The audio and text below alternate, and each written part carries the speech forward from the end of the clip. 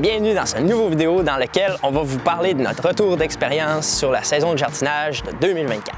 Ensuite de ça, on va parler des points forts et des points faibles de notre saison, que ça va peut-être vous interpeller aussi si vous planifiez de faire une future expérience de jardinage. Puis finalement, on va faire une discussion sur les futures ambitions qu'on a par rapport à la saison 2025. Bon visionnement! Maintenant, on va parler de tous les légumes que nous avons cultivés. On les a classés en deux catégories, les légumes de chaleur et puis les légumes qui vont plus tolérer le froid. Par exemple, nos tomates sont On a choisi des variétés, en fait, qui normalement auraient pris une saison beaucoup plus longue. Nous, on a eu un gel qui était très tôt. Donc, début septembre, il y a eu une gelée et puis nos plants de tomates ont vraiment eu la vie dure. Déjà, en partant, quand on les a plantés, les plants ont cassé, on a eu des petites embûches. Donc, la production était comme un peu décalée de tout le monde. Puis, ensuite de ça, on a eu une gelée. Donc, à l'avenir, je pense qu'on va choisir des variétés qui vont mûrir beaucoup plus rapidement. Puis, au niveau de notre production, ça a quand même bien été. La seule chose, c'est qu'on a cultivé... on a récolté nos tomates lorsqu'elles étaient encore vertes. Puis on les a fait mûrir à notre appartement. On les a mis dans un endroit qui était caché de la lumière pour qu'elles puissent mûrir tranquillement. Puis au fur et à mesure, on les a transformées. Mais je pense qu'on aurait aimé ça pour l'an prochain, que nos tomates soient prêtes plus tôt, qu'il n'y ait pas de gelée puis qu'on ait peur de tout perdre nos récoltes de l'année.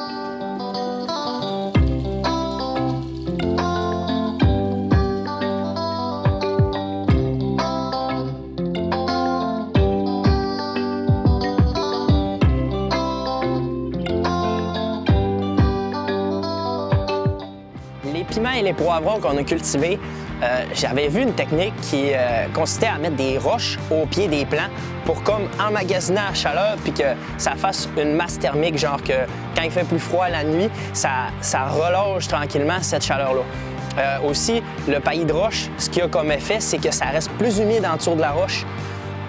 Puis ça, on a vu vraiment des bons résultats avec ça.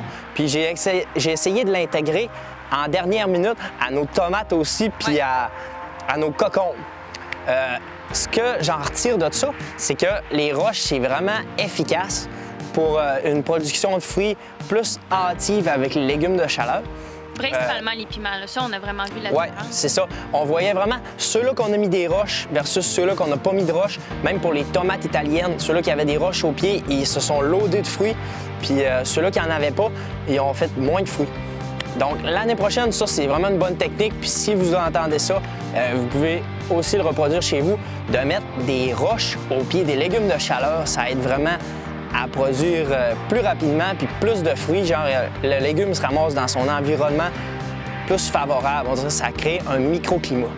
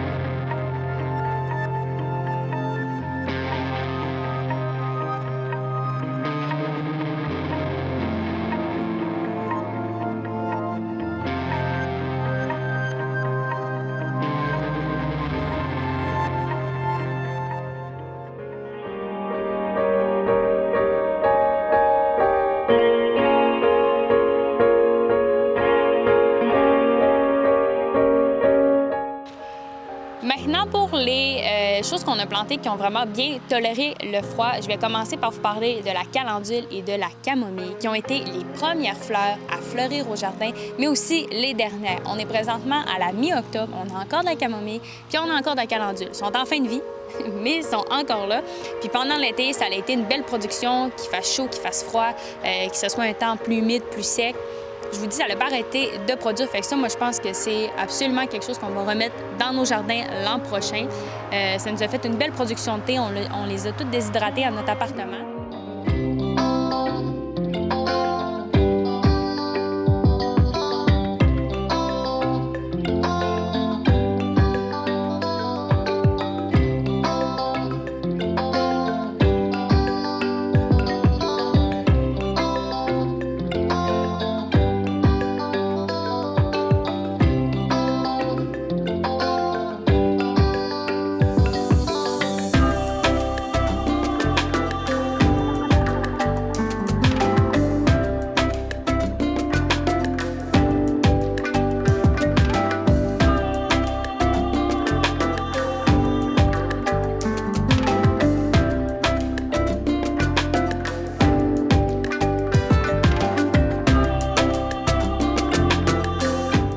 Ensuite, pour ce qui est bien tolérer le froid, on a aussi les carottes, nos patates et puis les oignons. On vous a filmé les moments de nos récoltes.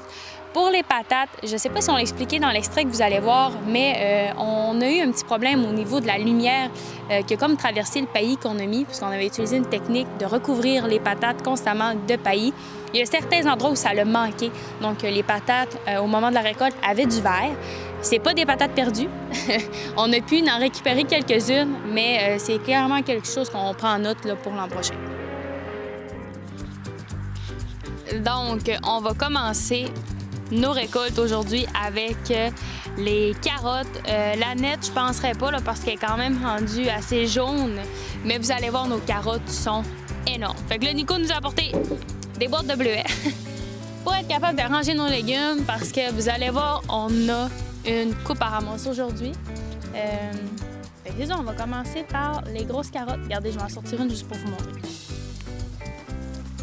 Elles sont très dodues. On ramasse les carottes aujourd'hui. Ouais, les oignons, Hey, tabarouette. Hey! Oh my God! Regardez-moi ça! Regardez comparé à face à Stewie, comment c'est énorme! Hey, c'est des missiles! C'est des missiles. Regardez ça! Comment c'est énorme! Un premier jardin. On n'a pas mis d'air, je dirais. Es-tu prêt?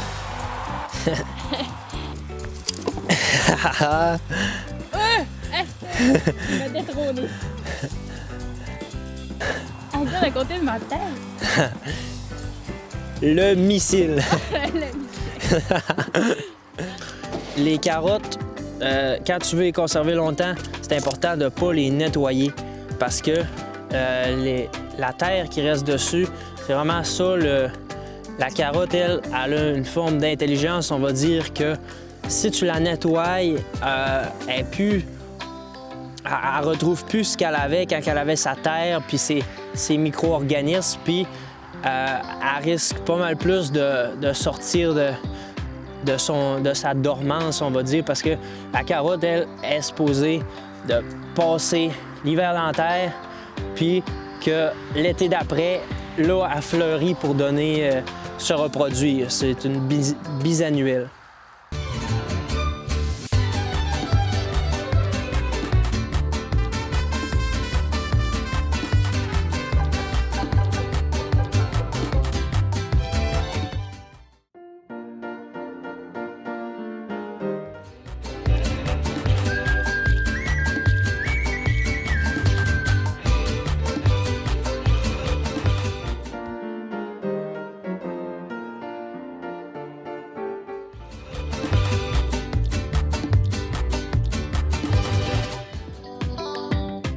Elle ne cesse d'augmenter. On vise le sommet.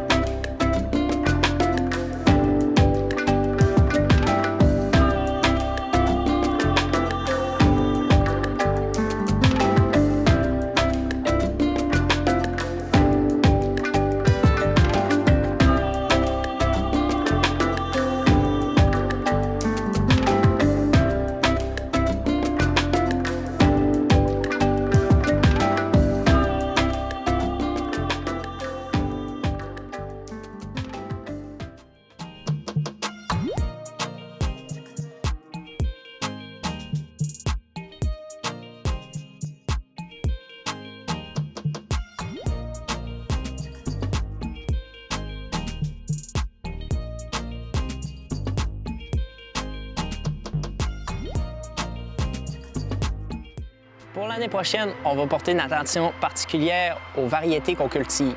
On a commencé à faire de la conservation de semences pour de plus en plus améliorer les légumes qui soient adaptés à chez nous. Comment ça marche la conservation de semences? C'est que quand on cultive une plante pour la première fois, elle n'est pas adaptée à notre climat puis à nos conditions qui se passent ici.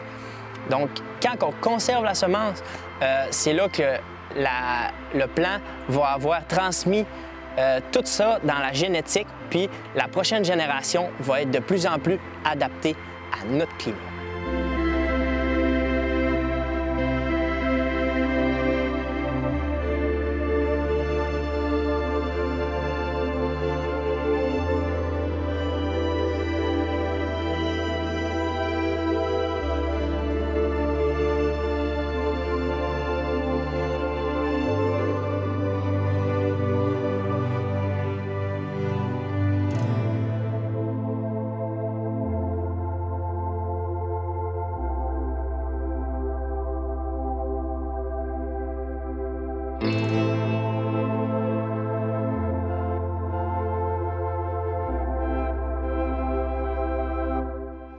Ce qu'on en retire de cette saison, c'est principalement d'adapter les plantations qu'on fait, de choisir bien nos variétés, puis aussi par la conservation de semences, de tranquillement adapter nos légumes et ce qu'on cultive à notre environnement. Aussi, cette année, l'observation a vraiment été importante et a été bénéfique pour notre futur jardin de l'an prochain, de voir ce qui fonctionne bien, ce qu'on peut ajouter à nos jardins, mais aussi les variétés qui vont bien pousser ensemble et qui vont donner une belle production.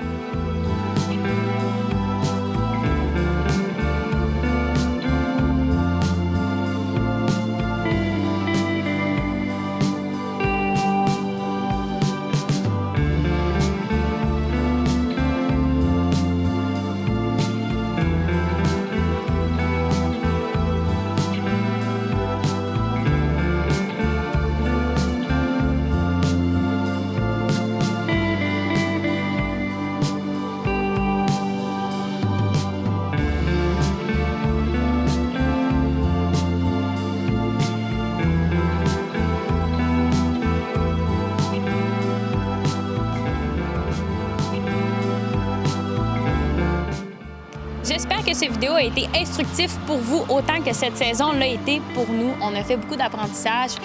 Puis je vous souhaite et je nous souhaite pour l'an prochain un jardin encore plus beau. À venir dans le prochain épisode.